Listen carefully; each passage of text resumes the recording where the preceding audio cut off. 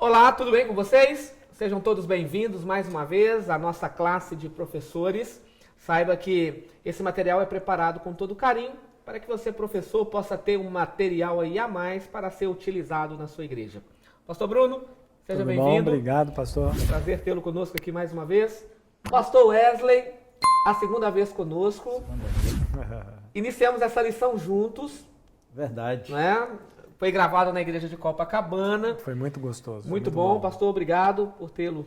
É um privilégio, uma alegria conosco, poder estar aqui novamente com vocês, professores, para uma vez mais falar de um tema tão maravilhoso que é a vida, a essência da vida cristã, né? Verdade. Fazer amigos para Cristo Jesus. Verdade. O pastor Wesley é o papai coruja da Eloá. Menininha linda, Deus seja louvado, 6 viu? meses. 6 meses. meses. Uma experiência maravilhosa. Alguém poderia dizer que é o papai fresco, né? Ainda está na fase, Ainda né? Ainda está na na fase. fase, Que bom, é. viu? Parabéns, tá, pastor? Obrigado. Deus seja louvado. Catiane, que Deus também abençoe você como mãe. É um sonho realizado, né, pastor? Sonho, um milagre em nossa vida e está sendo uma dádiva muito grande, de maneira especial em compreender um pouco melhor o amor de Cristo por nós. É verdade. A paternidade muda muito Transforma, a nossa concepção, transforma a nossa forma de ver Com certeza. todas as coisas, inclusive Deus. Verdade. Eu tive um amigo que tenho, né? Ele é vivo. Ele solteiro, ele era caminhoneiro e ele corria muito, tanto com carro quanto com caminhão. Casou, teve um filho. E aí, meu amigo, 50, 60, 70. Muda. E aí alguém perguntou para ele, mas por que mais. você parou de correr? Eu tenho uma razão para voltar para casa. Eu tenho uma É razão. bem por aí. Eu também tive já muito pé pesado, hoje eu já penso duas vezes. Já precisa menos, né? Bem Ok. menos.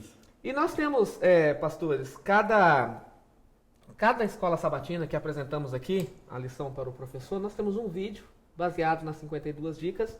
E hoje nós temos o pastor Lanza conosco. Opa! Pastor, qual é a dica de hoje? Pessoas vão à escola sabatina semana após semana, mês após mês, ano após ano, mas muitas estão despreparadas para a volta de Jesus. Algumas caem pelo caminho da vida, outras fraquejam, desaparecem e muitas vezes a ausência delas não é notada. Elas são pessoas preciosas por quem Cristo pagou um preço infinito. Muitos daqueles que costumam estar sentados em sua classe, externamente bem vestidos, sorridentes e atenciosos, acham-se interiormente desanimados e a ponto de desistir da fé.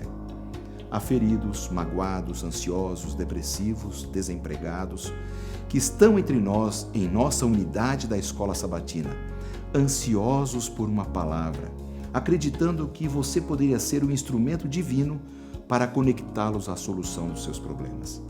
Professor, a dica de hoje é: conheça seus alunos, conecte-se a eles, ame-os além das paredes da igreja e abrace-os em seu coração.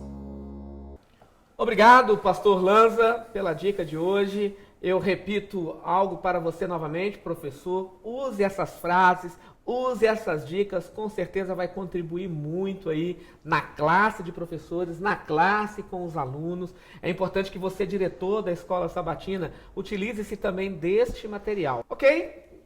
É o nosso costume, pastor Wesley, sempre o pastor convidado a orar conosco, orando também pelos professores, pelos diretores da escola sabatina, pelos conselheiros da escola sabatina, que geralmente são os anciãos, também para o pastor distrital. Esse é o momento de orarmos então. Vamos falar com Deus? Grandioso Deus, louvado seja o teu nome pela salvação que temos em Cristo Jesus.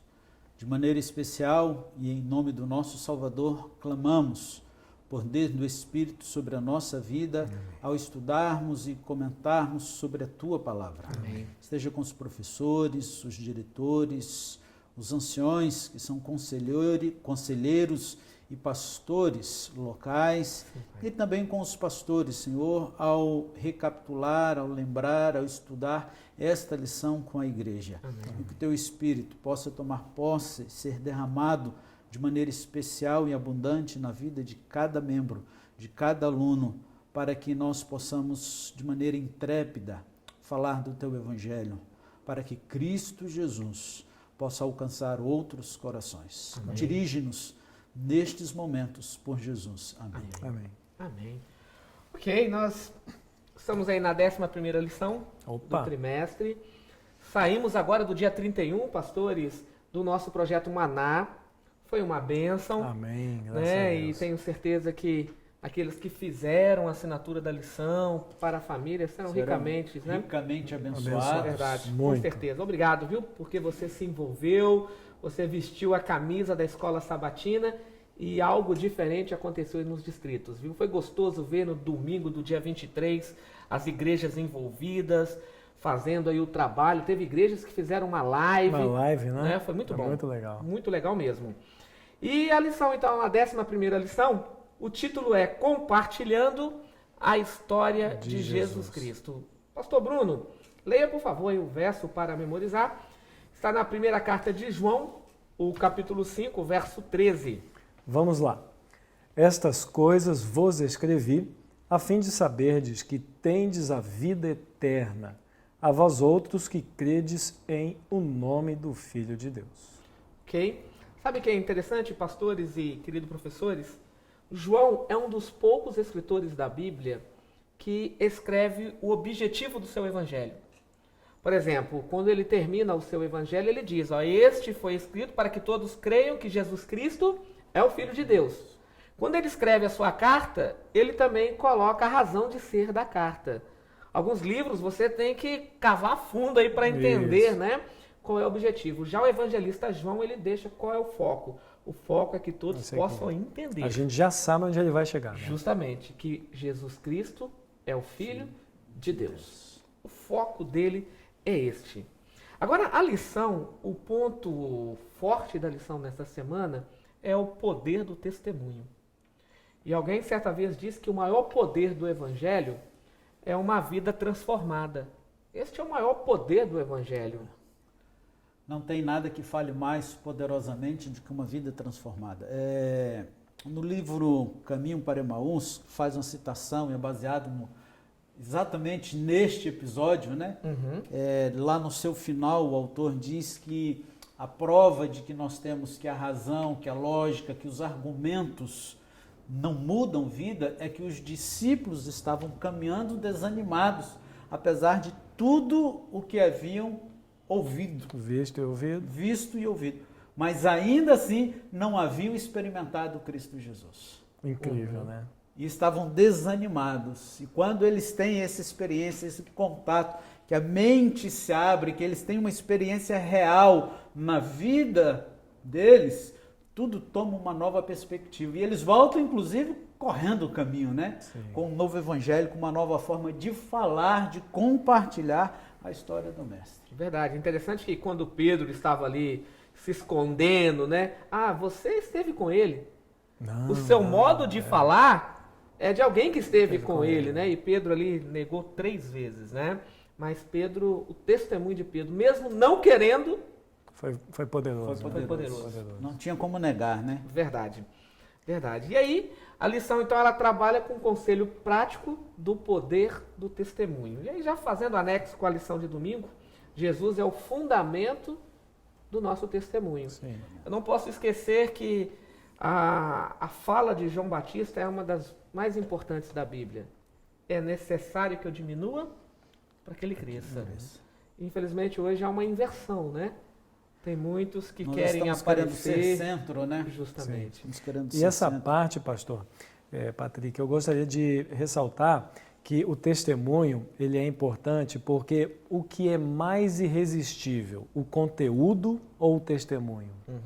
Então veja, os discípulos eles tiveram muitos ensinamentos, muitos sermões, muito conteúdo de Jesus, mas eles ainda não tinham experimentado Jesus. Então é muito irresistível o testemunho e a vida da pessoa. Então a lição ela vai trabalhar exatamente com para sermos irresistíveis, precisamos ter. Aí a gente vai começar a estudar agora Eu acho que, esse assunto aqui. pastor Bruno, fazendo o link aí que o pastor Patrick falou, é interessante notar que o fato de João Batista ter dito, né, que é necessário que ele cresça e eu diminua, fez exatamente a diferença na vida dos discípulos com Jesus. Apesar de toda a informação, a visão e o foco deles não eram o Cristo de fato como ele se apresentava, mas o Cristo da maneira que eles criam, que eles viam, que eles haviam criado com sua história, por herança, enfim. E enquanto não abriram mão disso, não tiveram uma vida que influenciava as pessoas, não se tornaram irresistíveis. Não, eles queriam um lugar de destaque, né? Sim, Teve dois sim. que até chamou mãe, ô mãe, vai lá e Dá uma força aí. dá uma forcinha ali, né, mãe? Ok. Paulo, ao escrever a carta aos Efésios, aí no capítulo 2, verso 1 ao verso 10, ele fala de como estávamos antes de Cristo E depois de Cristo. e depois É de bem Cristo. engraçado, né? Antes e depois de Antes Cristo. e depois, né? Anotei aqui, foi Versículo muito 4 bom. faz a mudança aí, né? Justamente.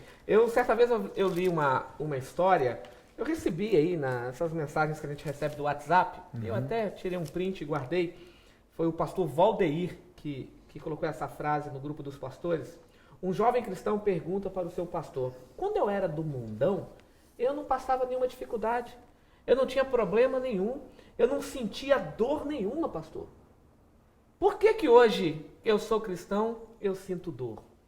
O pastor olhou para ele e disse: porque cadáver não sente dor. Enquanto você estava no mundo, Você era você morto. estava morto. Né? Quando entregou a vida a Cristo, você foi sepultado nas águas batismais Nova criatura. e nasce uma nova criatura. E aí- para a vida plena, Justamente. vida em abundância. Justamente. Aí Paulo faz então essa contrafação aí, né? Morte e vida, né? Morte e vida. E essa parte da lição, que eu também achei legal, tem a ver com o propósito de Deus nos criar, nos projetar para boas obras. Sim. Sim. Ou seja, ele não cria só para a gente ser uma nova pessoa. Ah, eu sou uma nova pessoa, eu tenho aqui minha pele, está bem jovem, meu coração, meus ossos, está tudo jovem. Não é isso. Ele fez com um propósito. Objetivo claro. Isso, é as boas obras. Justamente. Agora, Obras preparadas por Por ele. Deus. Não sou eu quem determina essas obras. Show, Elas esse são é o boas ponto. porque foram preparadas por Cristo Jesus. Então, não sou eu, e é bom lembrar isso, professor, porque às vezes as pessoas têm a tendência de classificar as suas boas obras. Não, eu faço isso, eu faço aquilo, eu faço aquilo. Quem determina como devemos viver é Cristo Jesus, e essa mudança ela não é simplesmente exterior. Ela precisa acontecer no interior para que você possa viver de fato as boas obras. agora infelizmente, o cristianismo, ele recebeu heranças de várias crenças religiosas, pagãs Sim. e algumas denominadas cristãs. E uma das piores tem a ver com um deus chamado Demiurgo. A história conta que Demiurgo estava dormindo, teve um sonho que os deuses haviam se reunido para matá-lo. E ele acorda gritando. No que ele acorda gritando, ele libera centelhas do seu corpo e essas centelhas caem no planeta Terra. E ao contato com a Terra, cria o ser humano. A centelha é escravizada dentro do corpo humano. Aí vem a Grécia e diz, então, que o espírito é bom, mas a carne é má. fraca. A carne é fraca. Começa a divisão dos gregos. né? Então eles entendem, para que eles possam se libertar da carne que é má, eu preciso praticar boas obras. E o cristianismo hoje tem herdado Essa é a ideia, né? essa ideia. Para me libertar do compromisso, eu tenho que ter boas obras para que eu possa ir para o céu.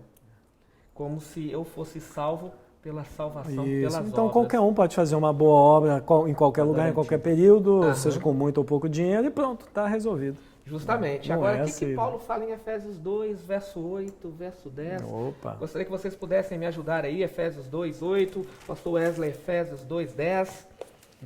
Temos aí Romanos 3, 28. Nossa, Pastor Wesley falou de um paralelo aí com Isaías também, né? com certeza. Vamos lá então, vamos explorar bem a Bíblia aí. Eu fico com Romanos 3, verso 28. Então vamos lá, Efésios 2, e no verso 8, um dos versos mais famosos da Bíblia, diz o seguinte: porque pela graça sois salvos, mediante a fé. E isto não vem de vós, é dom de Deus. Versículo 9 e 10, não de obras para que ninguém se glorie, pois somos feituras dele, criados em Cristo Jesus, para boas obras, as quais Deus de antemão preparou para que andássemos nela. E aí, Romanos capítulo 3, verso 28, concluímos, pois, que o homem é justificado pela fé, independentemente das obras da lei. É como o Uau. pastor Wesley falou, né? Se as obras vêm só da minha cabeça, das minhas expectativas, então isso aí não Amigos, é bem assim. independentemente da lei. Independente. Pastor, antes de você fazer o paralelo aí com Isaías, né? Eu não guardo a lei, querido professor, para ser salvo. Eu guardo a lei porque eu já estou Justo, salvo exatamente. em Cristo Jesus. Se o simples fato de guardar a lei nos salvasse, Cristo não precisava precisaria morrer ter na morrido. cruz. E é por isso que John Hus, ao contemplar a cruz de Cristo, certa vez, ele disse assim: quando olho para mim mesmo, não me vejo salvo. Mas quando olho para a cruz de Cristo, vejo como está não me perdido. vejo perdido, não me vejo como está perdido, né? Um clássico Um nessa clássico frase. também essa frase, Fantástica, gosto muito. fantástica. E aí, pastor, qual que é o paralelo então aí? De Isaías 53:11, Isso. né? O texto diz assim: ele verá o fruto do penoso trabalho de sua alma e ficará satisfeito. O meu servo, o justo, com o seu conhecimento justificará a muitos, porque as iniquidades deles levará sobre si. O preço da nossa salvação foi pago na cruz pelo sofrimento. A nossa salvação, para que nós pudéssemos ser salvos, era obrigatório o sofrimento de Cristo Jesus. É o preço que o pecado cobrava. Então, nós somos justificados ou salvos, como diz Romanos, né? Ele vai declarar justo, independente das obras da lei, por causa do sacrifício de Cristo Jesus, do que ele fez e não daquilo que nós fazemos, ou de qualquer obra que nós possamos achar que pode trazer a nós algum tipo de mérito. Sempre tem um preço. Sempre tem um preço. Justamente. Não é porque é pela graça é que foi de graça. Boa, boa. Ela é pela graça, mas não foi de graça. Aliás, eu estou fazendo um estudo, uma série de sermões sobre os textos messiânicos de Cristo Jesus. Né? Ótimo. Em Isaías 53, nós temos aí pelo menos 12 palavras que mostram o sofrimento e angústia pela qual Cristo Jesus passou para que nós pudéssemos ser salvos. O preço não foi barato. Não foi barato. Não é uma coisa simples. Quando nós paramos para ver essas nuances do texto, nós vemos tamanho amor que Cristo Jesus tem por nós, o preço que pagou para que nós pudéssemos ser salvos. E aí a gente entende um pouco melhor o que John Hus disse, né? Quando eu olho para a cruz, não tenho como estar salvo, perdido. Quando eu olho para mim mesmo, eu estou perdido. Estou perdido. Verdade.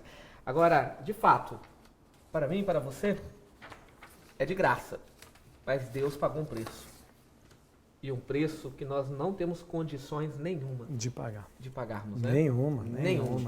Segunda-feira, esse cordeiro que foi imolado, esse sacrifício, né? Ele tem um poder transformador. Amém. Nós somos transformados pelo amor, de amor de Cristo, Cristo né? Jesus. Pelo amor de Cristo Jesus. E Paulo e João, eles falam muito sobre o amor, e João chega a dizer assim, ó, não é porque nós o amamos primeiro, não. Foi porque ele que nos amou primeiro, né? Eu ressalto 2 pontos da lição de segunda. Esse daí, que quem amou primeiro foi Deus. Isso. Aí daí você pode trabalhar. E a segunda é a citação da irmã White, que eu achei lindíssima. Mas enfim, vamos continuar aqui a lição. Vamos lá então, a gente chega pastores lá. aqui, uma pimentinha. Opa! Cristão leva desaforo para casa? Sim ou não? Ei, olha aí, ó. E aí, o que você acha, professor? Cristão leva desaforo para casa? Eu vou responder lendo um texto da lição. O caminho de Jesus é do amor, não da força combativa. Não é combate. Não é o combate. Aliás, eu assisti esses dias uma entrevista, um bate-papo do filósofo Pondé junto com o pastor Marcelo Rezende, falando sobre esta visão do cristianismo, da pandemia, bem interessante. E uma das coisas que o pastor Marcelo Rezende diz é que o cristianismo por si só, ele já é contraditório. você já anda na contramão, você já é uma força de resistência. Por quê? Porque, de fato, o cristianismo, de fato, nos leva a viver o amor de verdade. Sim. Nos leva na contramão daquilo que parece ser o amor que todo mundo está vivendo hoje. Então, não há necessidade de sermos militantes em qualquer bandeira que surge por aí, por mais que ela pareça ser na linha bíblica. Basta vivermos o cristianismo. Por si só, ele já vai nos levar na contramão do senso comum dos dias de hoje. Verdade. Então, o cristão leva ou não leva desaforo para casa? Olhamos, Jesus entra numa cidade. As pessoas não receberam bem nem Jesus e nem os discípulos. Nós temos o costume de dizer de lembrar do preconceito que se tinham com essas pessoas. Justamente. Mas esse era um preconceito de mão dupla, né? Justamente. De um lado para o outro. Agora você vê assim, né? Lucas 9, verso 54, os discípulos olham para Cristo e mostram o que estava no coração. Senhor, quer que a gente ora... Pede para descer fogo. Para descer fogo do céu e acabar com todos, né? E aí o verso 55, Jesus Cristo, opa, minha missão não é essa não. É por aí, não. Aqui eu fico pensando, por que eles não fizeram isso quando prenderam Jesus, né? Vamos orar para que Deus mande fogo, aí as pessoas que prenderam Jesus vão ser queimadas. Não, eles oraram justo quando eles se sentiram ofendidos, né, magoados. E aqui entra a discussão, né? E aí? E aí Jesus começa a falar, pessoal, o Espírito não é por aí não, vocês não têm nenhum princípio, não dá nem para responder. Vocês não têm nenhum princípio. Então, o cristão leva desaforo para casa. A gente olha para falas de Cristo e de João Batista. João Batista e Jesus Cristo disse, o cristão dá outra face. É fácil, vamos ser sinceros, né? Dá outra face?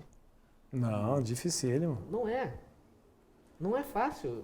Nosso orgulho ferido é o que mais dói, né? Jeremias 17:9 diz que o coração é corrupto e desesperado para fazer aquilo que é mal, né? Desesperado. Andar a segunda milha, dar a capa, são atributos que muitas vezes nós olhamos e pensamos, meu pai, eu não tenho condições, né? Amar quem nos odeia, quem nos persegue, quem te prejudicou. Né? É difícil. Aí olhamos para a carta de Paulo aos Gálatas, o capítulo 5, ele fala do fruto do Espírito Santo. Aí você começa a ver o fruto, o cristão tem que ser longânimo, compassivo, misericordioso, benigno, ter domínio próprio. Aí você olha... As bem-aventuranças. As bem-aventuranças, né? Você começa ali a questionar. É contramão do senso comum. Justamente. Aí eu gosto da sinceridade do apóstolo Paulo. Ele é tremendo. Tremendo. Que Paulo em Romanos capítulo 7... No verso 14 e verso 20, ele fala assim, olha, o que eu quero fazer eu não faço não. Mas o que eu não quero fazer, isso eu faço, porque o pecado habita em mim. Aí está uma sinceridade de alguém que está na luta para ser um cristão autêntico. Eu posso ler aqui o verso 20? Claro, aqui, por favor. No Romanos 7, 20 diz, mas se eu faço o que não quero, já não sou eu quem o faz, e sim o pecado que habita em mim. Essa é a resposta de Jesus aos discípulos. Vocês não sabem de que espírito sois. Ele não tem nenhum princípio. E é que Paulo ele desvendou o princípio. O princípio é o seguinte. Olha, por mim, eu já chuto o pau da barraca e vou resolver o problema e tal. Mas ele não quer fazer isso. É uma luta interna. Justamente. Aí você tem agora João, escreve o seu evangelho, filhinhos. Que, aliás, era conhecido como Filho do Trovão. Vale lembrar que Jesus deu. deu. Foi Jesus. Jesus que deu. Você tem Tiago. Tiago, você quer que a gente ora para descer fogo do céu? Tiago agora em Atos capítulo 15. Gente, não podemos exigir isso deles. Vamos chegar aqui a um senso comum, né? Para que eles possam ser introduzidos aí ao cristianismo. Então, olha como que o poder do amor de Cristo transforma, né? E é bom entendermos e vermos isso, porque assim, não é algo que acontece de uma hora para outra. Isso leva um tempo.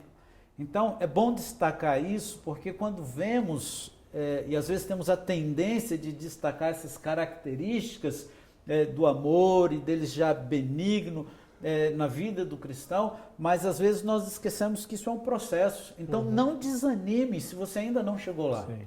E aí, só para fortalecer, e reconheça como Paulo, que assim, A gente sabe o que tem que fazer, mas muitas vezes não consegue. E aí no capítulo 8, versículo 1, ele diz assim, mas graças a Deus por Cristo Jesus. Justamente. Que quem está nele não é condenado. Há esperança de transformação e de sermos moldados por Cristo Jesus. E aí pelo Ellen amor White de Deus. diz que isso é uma obra para a vida toda. Para a vida toda. Então não pensa em você e eu que vamos conseguir um dia apenas, né? Não é um checklist, né? Não é bem assim.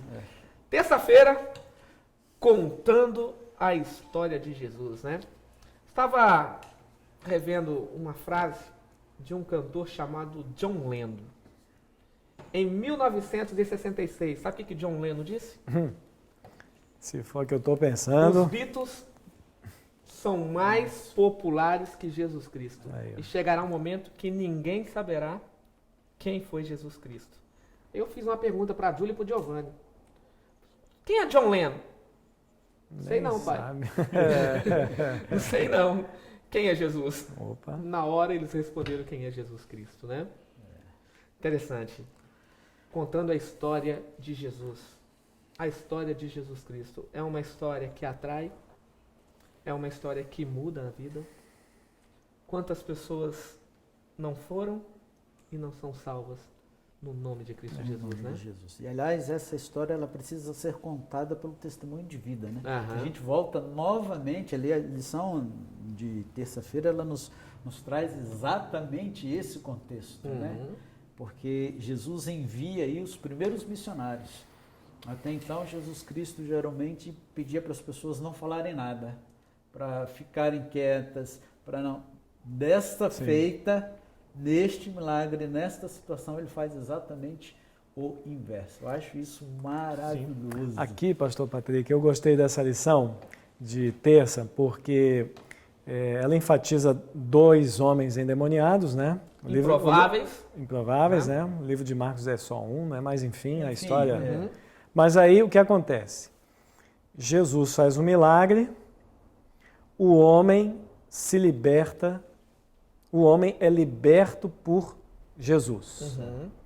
Aí, quando as pessoas viram os porcos caindo lá no mar, ali se jogando, os homens se libertam de Jesus. Então, Jesus vira para o homem e fala assim, bom, já que eu te libertei, vai lá e vê se você reata a minha relação com eles, porque eles se libertaram de mim. Então, essa ideia ficou muito fixa na minha cabeça, que Jesus fala assim, bom, eles não vão me ouvir mesmo. Então é o seguinte, meu jovem, vai lá. Mas eu dei um prejuízo danado, o pessoal com porco lá. Eu sei que você deu um prejuízo, mas na verdade eles não estão preocupados com você. Estão preocupados comigo. É comigo, vai lá. E aí esses 2 homens tornaram-se missionários nas 10 cidades, né? Exatamente. Decápolis, né? Agora veja, novamente o amor de Deus aí. A nossa reação geralmente quando essas coisas acontecem, você não quer saber de mim, o problema é seu. Vamos sacudir a poeira do pó, da capa, do pé e vamos embora. Verdade. Jesus não faz isso. Jesus compreende, Jesus vê o que pode ser feito ali. E agora, novamente, as boas obras pelas quais nós somos salvos para poder andar, Jesus diz, agora vai lá e diz o que eu fiz na sua vida. Simples assim. E agora, pastor Wesley, você colocou um ponto aí de extrema importância, o autor da lição, o pastor Mark Feeley, ele faz um comentário rapidamente que a cura de Jesus Cristo é física, mental, emocional, espiritual, né? É não é só física, não é só física. Ele curou aqueles homens de maneira completa. E essa cura que eu fiz em vocês, testemunha agora, né? Aquele poder que eu fiz em vocês. Vai dizer o que eu fiz. Vai dizer, né? Contrário aos demais, né? Não diga para ninguém, né? Ok, quarta-feira, temos aí um título também, Testemunhando com Segurança. A lição da semana passada, nós utilizamos o texto de 1 Pedro 3,15. Pedro fala que precisamos estar prestes a dar razão da nossa fé. É um testemunho com segurança.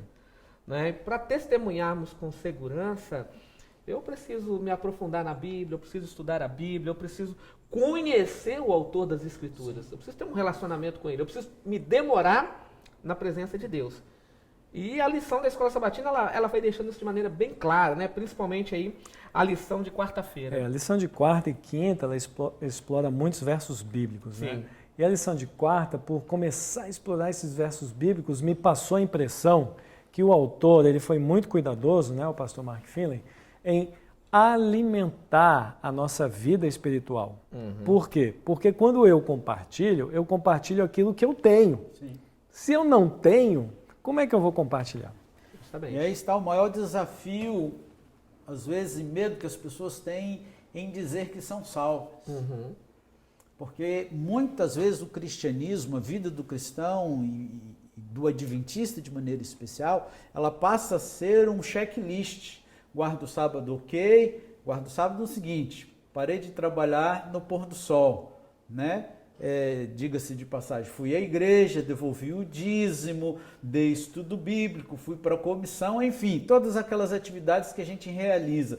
Alimentação, ok.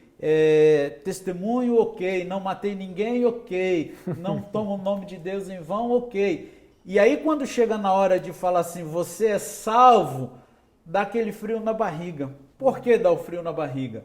Porque não são essas coisas que garantem a nossa salvação. E quando nós estamos vivendo voltados simples e unicamente para isso, nós acabamos com a certeza de que não estamos salvos. Sim. E aí não há intrepidez, não há segurança para falar de Cristo Jesus. E essa frase, né, que o pastor Mark Finley deixou já no primeiro parágrafo, não podemos oferecer o que não temos, eu me lembro bem de Atos 3. Pedro e João subiram para adorar no templo, 3 horas da tarde, ali estava um coxo que era colocado ali para pedir esmolas, pedir um dinheiro, e aí ele olha nos olhos de Pedro e de João, ó, me dá uma prata aí, né? E aí vem a resposta, ó, prata e ouro eu não tenho, mas o que tenho eu te dou, né? Isso eu te dou. John Hus, novamente, certa vez assentado em frente a uma igreja toda coberta de ouro, de mármore, o seu amigo assentado ao seu lado disse assim, João, a igreja hoje não pode reclamar que não tem prata e nem ouro. Ele disse, é verdade. A igreja não pode reclamar, mas a igreja não tem tido autoridade para dizer, levanta e anda. Então eu só posso dar aquilo que eu tenho, né? Então por isso que a lição de quarta-feira ela trabalhou muito com esse tema, a importância de nos alimentarmos espiritualmente, de termos a nossa comunhão com Deus, o tempo com Deus, né? Por isso a gente, e acabamos de sair aí do Projeto Maná, né? Sim. E a igreja incentiva tanto que tenhamos a lição, a assinatura da lição, porque ela nos auxilia no aprofundar do estudo da palavra. Sim. Ela esclarece muita coisa na nossa vida. Essa semana eu estava recebendo uma mensagem pelo WhatsApp e um irmão falou assim, olha o que essa igreja está fazendo. Então ele pegou o testemunho de uma outra denominação, uma ação social que eles fizeram. E aí ele terminou dizendo, a despeito de ser uma outra igreja, de ser uma outra denominação, que isso sirva de exemplo para mim, para você, para que nós possamos compartilhar a palavra de Deus. Deu uma vontade de responder e dizer para ele assim, pois é, então por que você, que tem a sua igreja, não quer vir no momento de reabertura da igreja? Se você nem participa da sua, você já quer fazer a dos outros, ou seja, ele quer dar aquilo que ele não tem. Ele quer fazer, como é que é? Esmola com o chapéu dos outros. Aí não adianta, né? Aí não dá, pô. Ok, e aí a lição também de quarta-feira, ela fala aí sobre salvação. E é uma parte triste hoje, sabia? Porque há uma confusão na cabeça de muitos com o tema salvação. Um tema lindíssimo. Já falamos da salvação pela graça, né? Mas quando você fala assim, o que devo fazer para ser salvo? Essa pergunta aparece 3 vezes na Bíblia. Um jovem rico no anonimato, frente a frente com Cristo, o que devo fazer? Um doutor da lei dentro da sinagoga, o que devo fazer? Um carcereiro olha para Paulo, o que devo fazer? O único que tem resposta é o carcereiro. Creia no Senhor Jesus e será salvo tu e tua casa. Ponto. Olhamos para Atos capítulo 4, verso 12. Pedro é bem claro em dizer assim, a salvação é uma pessoa. Porque não há nenhum poder dado, nem no céu e nem na terra, a não ser o nome de Cristo Jesus. É Jesus Cristo. Quando nós olhamos para a Bíblia, e eu preciso ser rápido aqui, que já vamos entrar na lição de quinta-feira, querido professor, a salvação, ela é denominada como uma pessoa, sabe por quê? Porque João capítulo 1, verso 1 diz que o verbo se fez carne e habitou entre nós. Aonde tem mérito humano aí? Nenhum. Nenhum. Mateus capítulo 1, verso 18 diz que para que ele pudesse vir a esse mundo, ele teria que nascer de maneira sobrenatural. Nascimento virginal. O nascimento virginal. Onde entra o ser humano aí? Em lugar nenhum. 1 Coríntios, 2 Coríntios, capítulo 5, verso 21, fala da morte expiatória dele e da sua vida sem pecado. Senão não valeria. Senão não valeria. Cristo veio e não pecou. Aonde tem mérito humano aí? Também. Não tem. João 3,16 fala da morte dele. Onde tem mérito humano? Também. Não tem. Depois você tem 1 Coríntios 15, você tem a ressurreição de Cristo. Atos 1, verso 9, você tem a ascensão de Cristo. 2 Timóteo 2, verso 5, você tem a intercessão de Cristo. O único mediador. O único mediador. Aí você olha para o livro do Apocalipse, A volta de Cristo. a volta de Segunda Jesus volta de Cristo, a Jesus segunda Cristo. volta de Cristo. Aí você pergunta, onde entra o homem? Em aceitar ou não esse Se trabalho render, aí, né? E parece simples isso, né? E não é tão simples. Tendo em vista o texto de Jeremias que o pastor Patrick citou lá no início, o nosso coração ele é enganoso, Sim. ele é desesperadamente corrupto. Enquanto nós não desconfiarmos de nós mesmos, não confiarmos em nós mesmos, teremos dificuldade de nos rendermos àquele que é e fez tudo para que nós pudéssemos ser salvos. Verdade. Falando que Deus fez de tudo para que pudéssemos ser salvos, eu digo algo para você assim de coração. A lição de quinta-feira, pastores e querido professor, é uma lição pessoal. Sim, totalmente. Ela é totalmente pessoal, porque vale a pena testemunhar sobre Sim. Cristo. E eu posso tranquilamente fechar a minha lição aqui, e você, querido professor, também fazer o mesmo aí, e você tem condições de colher testemunhos aí na sua classe. Sem dúvida. E seria de alguma. extrema importância você colher essas informações, ter aí um ou dois dando um testemunho daquilo que Cristo fez e está fazendo na sua vida. Porque a lição, ela fala agora na quinta-feira. A lição de quinta-feira, o poder de testemunhar, né?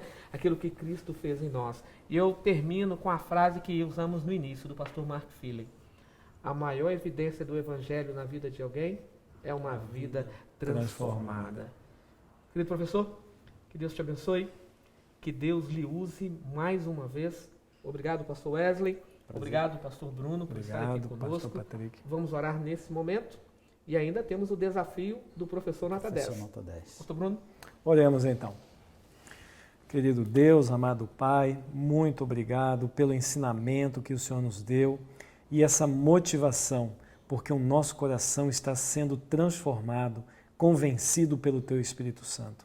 Senhor, que nós possamos ser luzes, não conforme as nossas expectativas, mas conforme as oportunidades que o Senhor dá a cada um de nós. Amém. Esteja com os professores, a tua igreja, os nossos familiares, que a nossa lição possa louvar o teu nome. Amém. É o que pedimos e agradecemos em nome de Jesus. Amém. Amém. Professor Nota 10, Distrito de Itatiaia. Oh, eu acho que o pastor está aqui, hein? O pastor está aqui Aí, conosco. ó. Quanta a bênção, pastor. Nós temos aí no distrito de Itatiaia a igreja de Sarapuí. De lá vem o nosso professor Nota 10, Olha aí, ó. o Bruno Ernesto. Opa! É um dos nossos líderes, ancião e tesoureiro da nossa igreja. É um homem extremamente dedicado, um exímio estudante da palavra de Deus, da lição da escola sabatina. Ele é nota 10. Por algumas vezes ele liga para a gente discutir algumas coisas, passamos bom tempo falando sobre esses assuntos. Ele ama o estudo da palavra de Deus, Que então bênção. o destaque vai para ele. Bruno Ernesto é o nosso professor Nota Parabéns, 10, Bruno. igreja de Sarapuí. Parabéns, eu Parabéns. conheço, tive a alegria de fazer uma semana de oração lá. Já fizemos ali um final de semana com Deus. Conheço bem você, Bruno. Parabéns, que Deus te abençoe. O seu pastor reconheceu esse dom em você. Deus seja louvado. E eu tenho um recado para vocês. Eu estudo a lição da escola sabatina. E você?